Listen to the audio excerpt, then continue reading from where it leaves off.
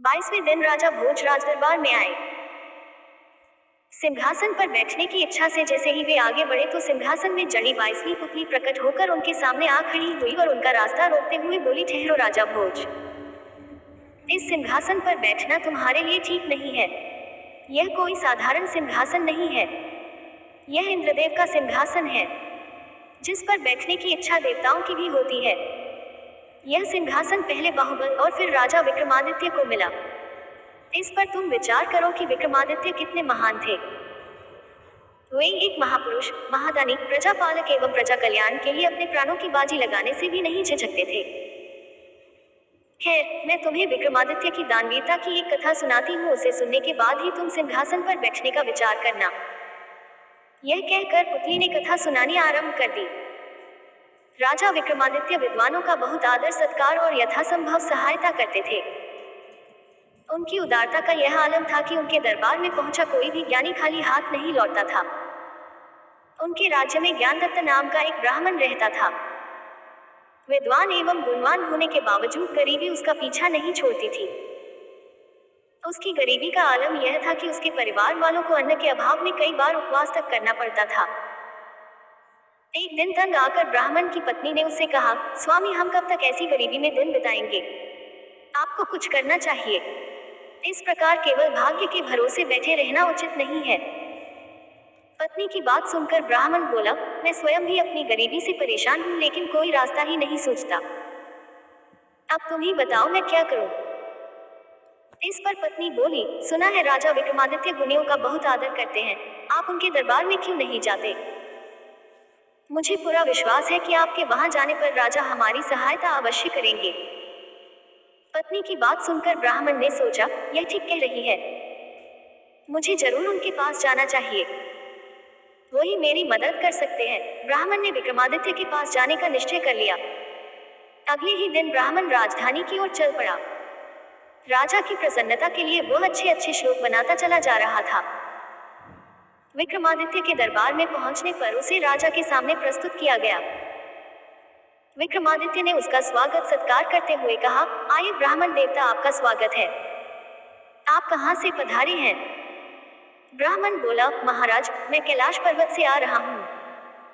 विक्रमादित्य भगवान शिव के भक्त थे। ब्राह्मण को भगवान शिव के निवास कैलाश पर्वत से आया जान वे बड़े प्रसन्न हुए और जिज्ञासावश ब्राह्मण से प्रश्न किया, यह तो बड़ी प्रसन्नता की बात है कि आप कैलाश पर्वत से आ रहे हैं।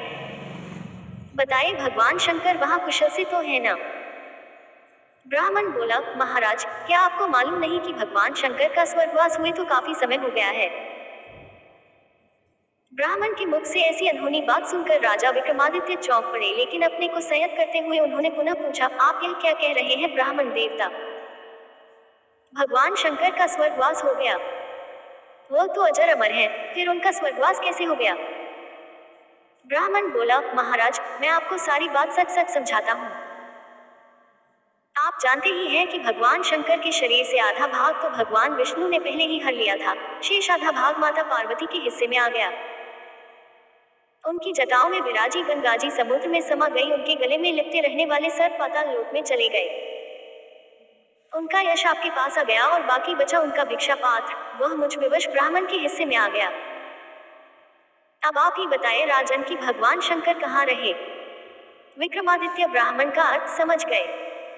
ब्राह्मण की इस चतुराईपूर्ण बातों से वे बहुत प्रभावित हुए। उन्होंने कहा, ब्राह्मण देवता, मैं आपकी बात समझ रहा हूँ, कहिए मैं आपकी क्या सेवा कर सकता हूँ? जो चाहिए निसंकोच होकर बोलिए।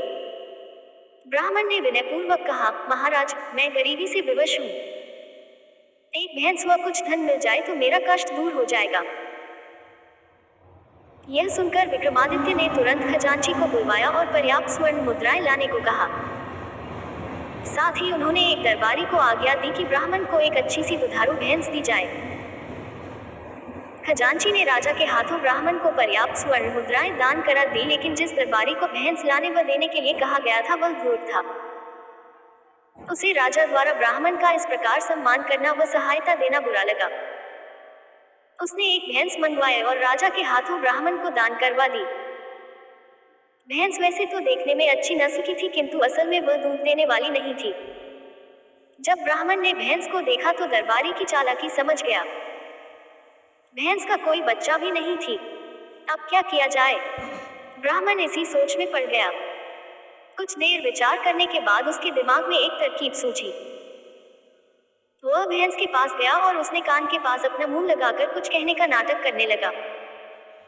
फिर उसने भैंस के मुंह के पास अपना कान लगाया, जैसे कुछ सुन रहा हो। विक्रमादित्य सहित सभी दरबारी ब्राह्मण का यह सारा कार्य कौतूहलवश देख रहे थे। भैंस के मुंह के पास कान लगाए कुछ क्षण बाद ब्राह्मण ने अपना मुंह ऐसे बनाया जैसे कोई बुरी बात सुन ली हो। ऐसा करने के बाद वह सीधा खड़ा हो गया। विक्रमादित्य को यह सब बड़ा विचित्र लगा। उन्होंने ब्राह्मण से पूछा, ब्राह्मण देवता, आप यह क्या कर रहे थे? ब्राह्मण बोला, महाराज, मैं इस भैंस से पूछ रहा था कि तुम्हारा बच्चा कहाँ है? क्या बच्चे के बिना दूध दे दोगी? विक्रमादित्य ने उत्सुकतावश पूछा, तो क्या कहा इसने? ब्राह्मण इसी प्रश्न के इंतजार में था। उसने कहा, महाराज, यह कह रही है कि इसके पति को सतयुग में महिषासुर ने मार दिया था, तभी से यह विधवा है। संतान भी कोई नहीं है। ऐसी परिस्थिति में बस अपनी जीवन नया खींच रही है। ब्राह्मण के इस चतुराई भरे उत्तर को सुनकर विक्रमादित्य को समझते देर न लगी कि जिस दरबारी को भैंस लाने का काम सौंपा गया था उसने भैंस के चुनाव में धूर्तता की है और बिना दूध देने वाली बूढ़ी भैंस लाकर दान करा दी। इस पर विक्रमादित्य को बड़ा क्रोध आया और उन्होंने दरबारी को इस धूर्तता के लिए बहुत फटकारा। इसके बाद विक्रमादित्य ने एक स्वस्थ दूध देने वाली अच्छी सी भैंस मंगवाकर ब्राह्मण को दान में दे दी। भैंस व धन पाकर ब्राह्मण बहुत खुश हुआ। फिर वह विक्रमादित्य का गुणगान करता हुआ अपने घर की ओर चल दिया। यह कथा सुनाकर पुतली बोली, राजा भोज ऐसे दानी थे विक्रमादित्य। उन्होंने ब्राह्मण की चतुराई पर उसे धन ही नहीं बल्कि एक अच्छी नस्ल की दुधारू भैंस भी दान में दे दी। क्या तुमने कभी ऐसा दान किया है? यह कहकर पुतली अदृश्य हो गई।